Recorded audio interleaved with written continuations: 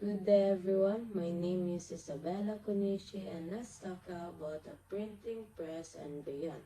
So a printing press is a mechanical device for applying pressure to an ink surface resting upon a print medium such as a cloth or paper, thereby transferring the ink. It marked dramatic improvement of earlier printing method in which the cloth, paper, or other medium was brushed or rubbed repeatedly to achieve the transfer of ink and accelerate the process.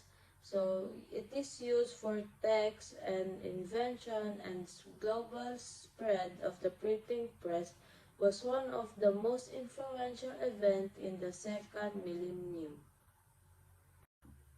So let's proceed to the first inventor of printing press. In Germany around 1440, goldsmith Johannes Gutenberg invented the movable type printing press, which started the printing revolution.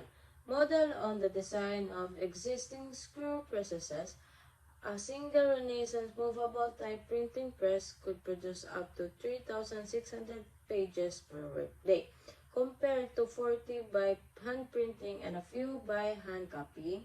Gutenberg's newly devised and hand mold made possible the process and rapid creation of metal movable type in large quantities.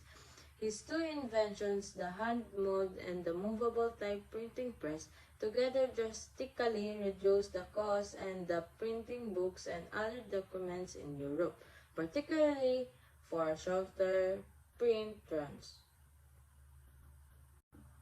The next slide is the beginning of mass communication. It can be traced back to the invention of the printing press, the development of a fast and easy way of disseminating information in print permanently reformed the structure of society. Political and religious authorities who took pride being learned were threatened by the sudden rise of literacy among people. With the rise of the printing press, the printing revolution occurred, which illustrated the tremendous social change brought by the wide circulation of information.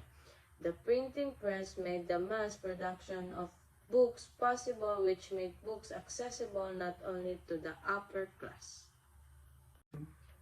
From maize to the movable type printing press spread within several decades to the over 200 cities in a dozen European countries. By 1,500 printing presses in operation throughout Western Europe had already produced more than 20 million volumes. In the 16th century, with the presses spreading farther afield, their output rose tenfold to an estimated 150 to 200 million copies. By the mid-17th century, the first printing presses arrived in colonial America in response to the increasing demand for Bibles and other religious literature. The operation of press became synonymous with the enterprise of printing and lent its the name to the new medium expression and communication, which is the press.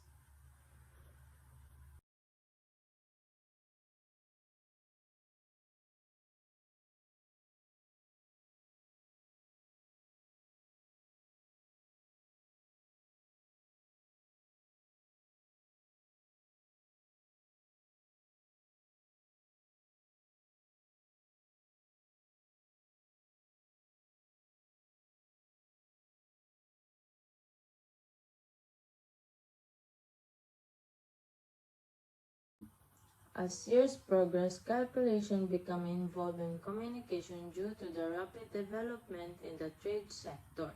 Back then, people who complied actuarial table and did engineering calculation served as computers during World War II.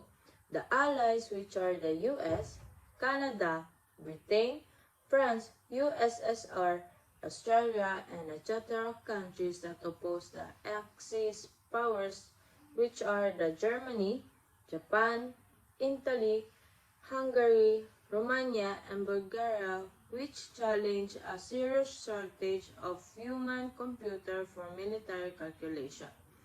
When the soldiers left the war, the shortage got worse. So the United States addressed the problem by creating the electromechanical computer that was 50 feet long and capable of doing calculation in seconds that usually took people hours. At the same time, Britain needed mathematicians to crack the German Navy's Enigma code.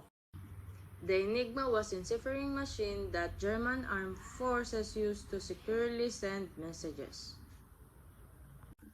In 1936, while studying for his PhD at Princeton University, the English mathematician Alan Turing published a paper titled On Computable Numbers with an application to the Einstein-Dunge problem, which became the foundation of computer science. In Turing presented a theoretical machine that could solve any problem that could be described by simple instruction encoded on a paper tape. One Turing machine could calculate square roots, while another might solve Sudoku puzzles. Turing demonstrated you could construct a single universal machine that could simulate any Turing machine.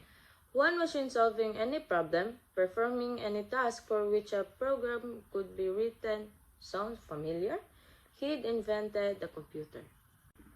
Alan Turing, an English mathematician, was hired in 1936 by the British Top Secret. The British needed mathematicians to crack the German Navy's Enigma code. Turing worked in the British Top Secret Government Code and Cipher School at Bletchley Park. Their code breaking became an industrial process. 12,000 people worked, 3 shifts 24/7. Although the Polish had cracked Enigma before the war, the Nazis had made the Enigma machines more complicated. There were approximately 10,114 possible permutations. Turing designed an electromechanical machine called the bomb that searched through the permutation. By the end of the war, the British were able to read all daily German naval Enigma traffic. It has been reported that Eisenhower said the contribution of Turing and the others at Bletchley shortened the war by as much as 2 years, saving millions of lives. So let's proceed to the Homebrew Computer Club. By the 1970s, a generation was born who grew up with electronic brains, but they wanted their own personal computers. The problem was they had to build them. In 1975, some hobbyists formed the Homebrew Computer Club. They were excited by the potential the new silicon chips had to let them build their own computers. Let's move on in Silicon Valley. It was cool to be into electronics, and the two men became regular at a local computer hobbyist group called the Homebrew Computer Club. Woods would pick up ideas at meeting and then go home and work on them that he could impress his fellow techies at the next gathering. He enjoyed doing things better with fewer parts and more elegant engineering than anyone believed possible. If Woods had the know-how, Jobs had to get up and go. When he had an objective, nothing stood in his way of reaching it. The arrival of mechanical movable type printing in Europe in the Renaissance introduced the era of mass communication, which permanently altered the structure of society. The relatively unrestricted circulation of information and revolutionary ideas transcended borders, captured the masses in the Reformation, and threatened the power of political and religious authority. In next slide, from 1973 onward, social media platforms were introduced from variation of multi-user chat rooms, instant messaging applications like AOL, Yahoo, Messenger, MSN Messenger, Windows Messenger, and also bulletin board forum system, game-based social media networking sites like Facebook, Friendster, MySpace, and business-oriented social network websites like Sing. and messaging, video, and voice calling services like Viber and Skype. Blogging platforms, image and video hosting websites like Flickr, and discovery and dating-oriented websites like Tog and Tinder. Video sharing services like YouTube, real-time social media feed aggregator like FriendFeed, and live streaming like Justin TV, Twitch TV. And also photo video sharing website like Pinterest, Instagram, Snapchat, and more, and question and answer platform like Quora and NGL. To the date, these social media platforms enable information exchange at its most efficient level. The Information Age, which progressed from the invention of printing process to develop of the numerous social media platforms, has immensely influenced the lives of the people. The impact of the innovation can be advantageous or disadvantageous depending on the use of these technologies. So that's all for today's discussion. My name is Isabella Kunishi once again, signing off.